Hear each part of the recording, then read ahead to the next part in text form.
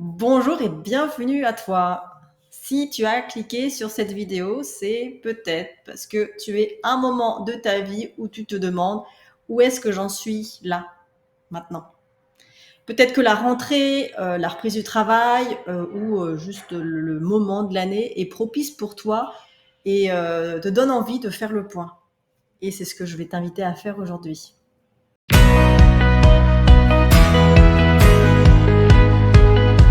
Alors aujourd'hui, je vais te parler d'un outil qui est très puissant, qui est très peu connu, simple et souvent mal compris, c'est la roue d'Hudson. C'est un modèle qui aide à comprendre les cycles du changement et non pas la ligne du changement. On va regarder la vie comme étant un cycle et non comme une ligne droite, qui est souvent l'image qu'on a en tête. Et moi, je vais vous inviter avec ce modèle-là à voir les étapes de votre vie d'une façon cyclique. Elle sert aussi à savoir dans quelle phase tu es à ce moment-là pour éviter soit de forcer ou au contraire pour oser agir, bouger quand c'est le bon moment, quoi. Donc à la fin de cette vidéo, tu sauras reconnaître la phase dans laquelle tu es, comprendre pourquoi tu ressens ce que tu ressens et voir que c'est normal. Et puis aussi, surtout, quelles actions faire ou ne pas faire à ce moment-là. Alors que tu peux voir sur mon graphique que ces 4 cycles, ils s'inspirent de la métaphore des saisons qui fonctionnent sur quelque chose de cyclique. Dans la nature, dans l'univers, chaque saison a un rôle avec ses beautés et puis aussi ses contraintes. On a les jolies couleurs du printemps, la chaleur de l'été, les couleurs flamboyantes de l'automne, et puis la quiétude de l'hiver, mais on a aussi la sécheresse estivale, la rudesse hivernale, les inondations printanières, et puis les feuilles qui tombent à l'automne, un peu triste. Et pourtant, c'est bien l'alternance et la complémentarité des 4 saisons qui font la richesse et l'équilibre du vivant. Elles sont interconnectées et aucune ne peut exister sans les autres. Eh bien, figure-toi que notre vie, elle suit elle aussi des cycles semblables à ceux des saisons. T'imaginais ça un petit peu, toi? Allez, je t'explique un peu plus en détail. Alors, la roue d'Hutton, qu'est-ce que c'est? Comme tu le vois sur le schéma, la roue, c'est un modèle qui décrit le cycle du changement personnel ou professionnel. Elle repose sur 4 grandes phases qu'on traverse en boucle au fil des changements de la vie. Alors, première phase, c'est la phase du lancement. C'est le moment où, en fait, on est à fond. On a un projet, on vient de changer de travail, on a un nouveau job, une nouvelle relation, une mission. Bref, on y croit à fond. On est hyper engagé, on est hyper motivé et ça te donne du sens. Là, l'énergie, elle est au max. C'est go, go, go. C'est l'énergie de l'été. La phase 2, qu'on appelle la phase de désynchronisation. Suite à cette première phase, petit à petit, ou ça peut être aussi plus brutalement, l'énergie, elle baisse. On perd un petit peu le sens de ce qu'on fait. On sent un peu d'usure, un peu de lassitude, on voit parfois du doute, on décroche émotionnellement. Ça peut être vraiment subtil ou très fort. Et c'est l'énergie de l'automne. La phase 3, c'est la phase de désengagement. Alors là, on est un petit peu au fond du trou. Il n'y a plus de jus, il n'y a plus d'envie. C'est la phase où on peut avoir envie de rien faire, être en mode, mais en fait, ça sert à quoi tout ça? À quoi bon? Donc ça peut aller de la simple lassitude au vrai passage à vide, voire un burn-out ou la déprime. Mais c'est une phase essentielle et qui est elle aussi à vivre et non pas à essayer de fuir. Eh bien, cette phase-là, vous l'aurez deviné, c'est l'énergie de l'hiver. Et enfin, la phase 4, la phase du renouveau. Lentement, on recommence à avoir des envies, à avoir des nouvelles idées qui naissent. On sent que quelque chose revient, une petite flamme, une petite graine qui pousse. C'est pas encore le grand élan de la phase 1, mais c'est vraiment la phase de germination.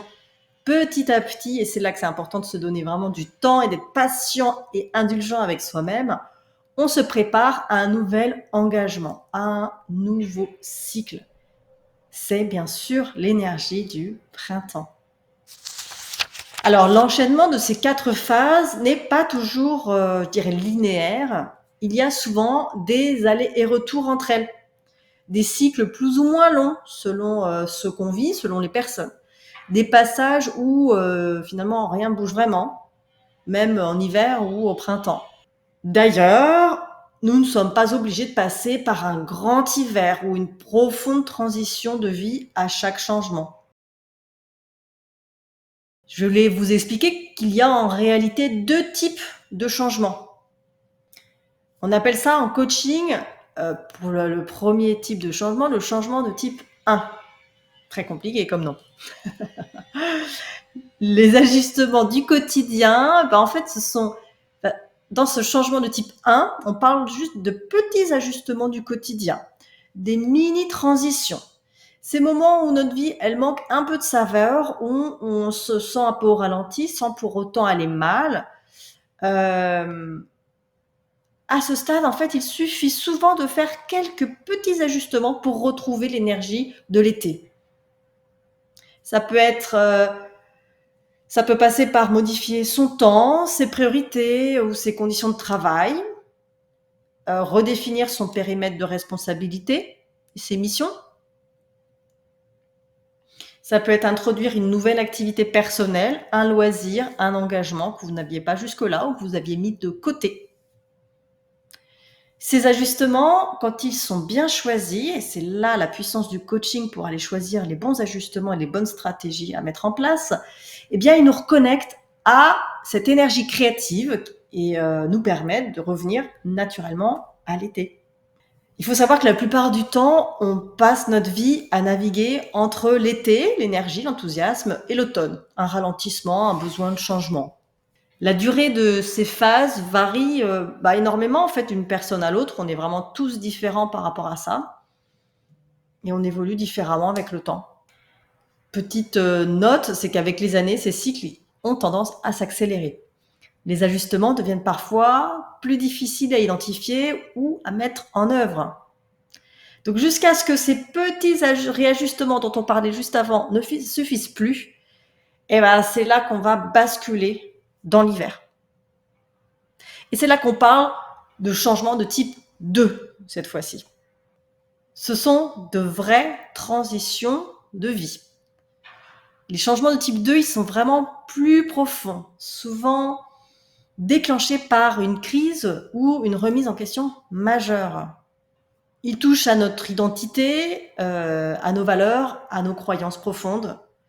C'est vraiment le moment où on interroge le sens de sa vie, où on revisite sa mission.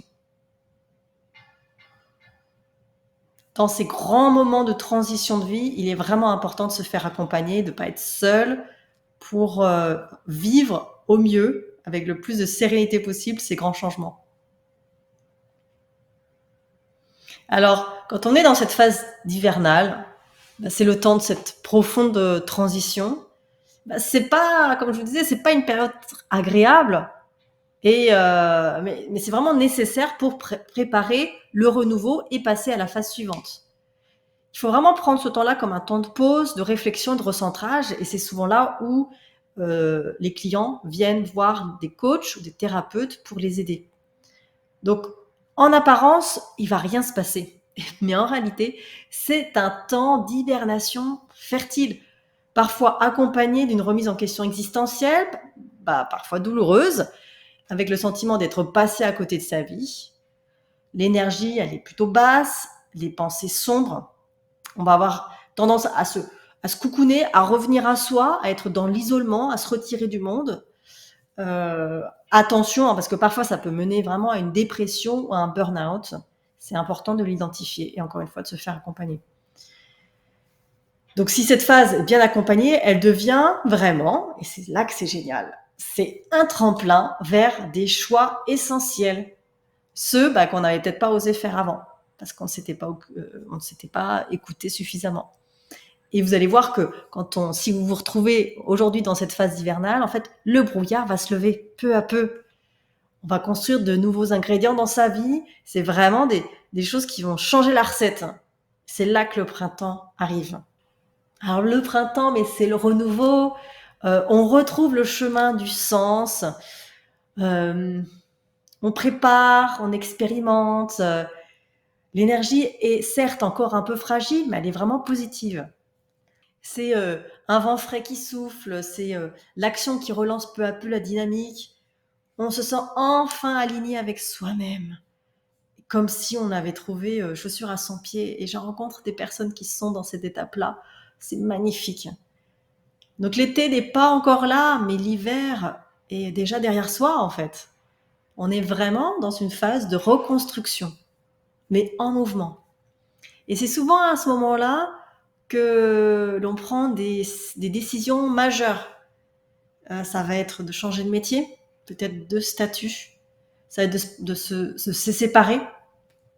Voilà, bref, de réinventer sa trajectoire et vraiment de prendre sa vie en main. Mieux vivre ces périodes, même si l'hiver est nécessaire, en fait, mieux vaut éviter d'y rester trop longtemps. Le risque, sinon, c'est de s'y enliser. Alors, la première clé, c'est d'identifier honnêtement où l'on se trouve.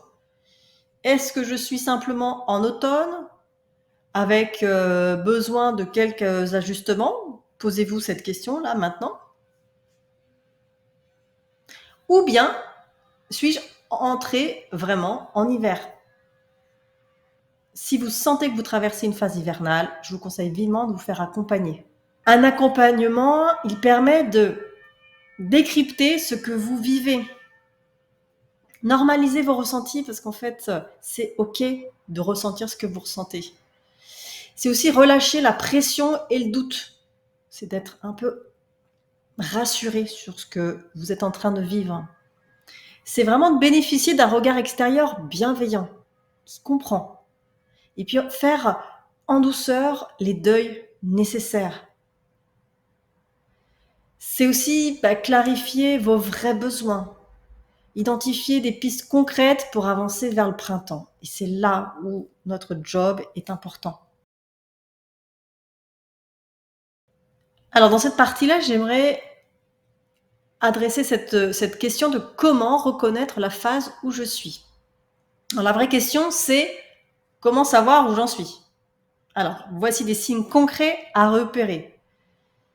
Si vous êtes en phase 1, vous êtes motivé, plein d'énergie, vous avez des projets, vous y allez, vous parlez de ce que vous faites avec enthousiasme, vous avez la patate. Ça, c'est la phase 1. Alors, vous reconnaître en phase 2, vous commencez à avoir quelques doutes. Vous vous rendez compte que c'est pas aussi génial que ce que vous ressentiez au début. Vous procrastinez davantage. Vous sentez que ça s'essouffle. Ce qui vous motivait avant vous pèse. Alors, ça peut être au travail, ça peut être dans une relation, dans un projet. Vous pouvez même avoir envie de tout envoyer balader, mais vous n'êtes pas encore prêt à le faire. Alors, si vous êtes en phase 3, c'est que vous ressentez généralement un vrai ras-le-bol. Ça ne vous parle plus du tout. Vous êtes fatigué, démotivé, cynique, désabusé, blasé. C'est normal. Mais il faut savoir que ce n'est pas une fin en soi, c'est juste une étape. Si vous êtes en phase 4, eh bien vous avez à nouveau des idées, des envies nouvelles. C'est encore flou. Peut-être que vous testez les choses, mais sans pression.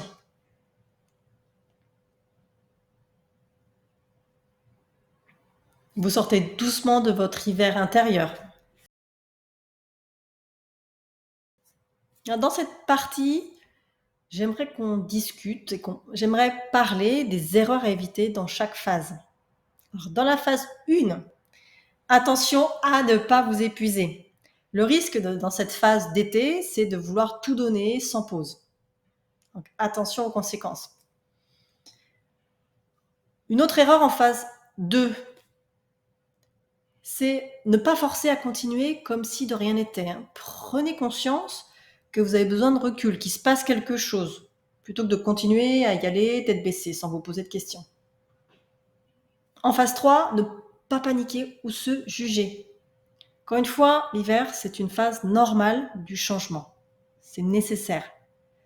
C'est vraiment le moment où vous allez avoir besoin de vous reposer, de vous recentrer, de vous coucouner, de prendre soin de vous. Ne zappez pas cette étape-là. Vivez-la. Et l'étape 4, ne vous précipitez pas non plus. C'est pas parce que cette énergie revient que tout de suite je vais me redonner encore à fond. C'est vraiment une période où je vais explorer, où je vais pas encore prendre de décision ferme. Je vais aussi apprendre à lâcher prise, quoi, que il n'y a pas le feu, il n'y a pas le feu au lac. Donc c'est autorisez-vous à tester, à tâtonner, à changer d'avis.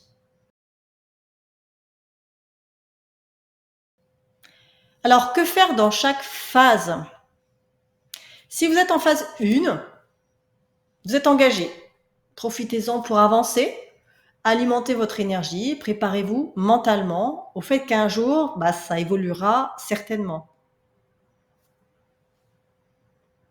En phase 2, vous vous désengagez. Observez sans juger. Notez ce qui vous essouffle. Cherchez à comprendre ce que vous voulez vraiment dans cette phase-là. Ça, c'est les bonnes actions à faire.